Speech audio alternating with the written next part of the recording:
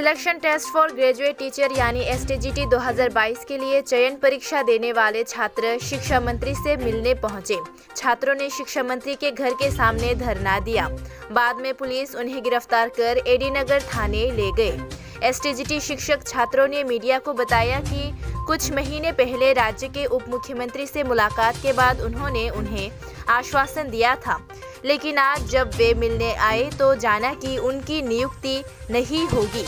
जहां उन्हें तब गिरफ्तार किया गया जब वे राज्य के शिक्षा मंत्री से इस मांग के साथ मिलने पहुंचे कि भर्ती में बड़ी संख्या में रिक्तियां होने के बावजूद उनकी नियुक्ति क्यों नहीं की जा रही है।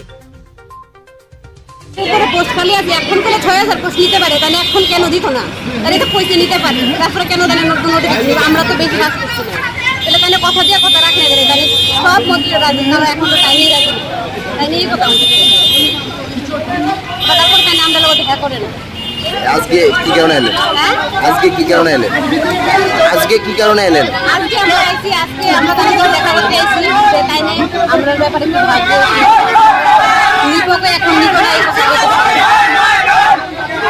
আমরা প্রথমে যে বুঝেছি ইএমএ কাছে ছিলাম তখন সময় ইএমএ কইছেন যদি মানে ডেপুটি সিএমএ দিয়া দেয় তাহলে আমরা সবাইকে নিয়ে নেবো। তারপরে আমরা ডেপুটি সিএমএ কাছে গেছি, ডেপুটি সিএমএ কইছেন আমার কোনো অসুবিধা নাই তোমরা নিয়ে নিতে, যদি ইএমএ দিয়া দেয় তাহলে আমরা তোমরা নিয়ে নিব। তারপরে আমরা আইসি বলতে নিয়ে এখন কই আমরা নিত না, যেখানে হাজার হাজার শূন্যপদ খালি আছে আমরা নিয়ে কইতেছে না। 3 বছর আমরা একদম আমরা কিতা করতাম এতটা পোস্ট খালি আছে, তারপরে আমরা আজকে কিভাবে পুলিশ দিয়ে বিচার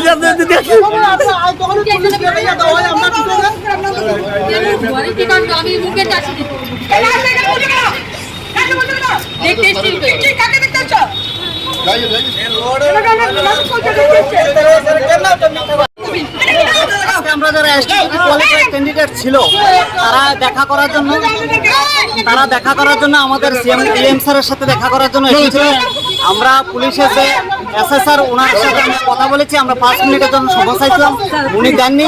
5 মিনিট পরে সবাইকে জোর করে আমাদের অনেক ভাই আমরা শুধু দেখা করার জন্য আইছি।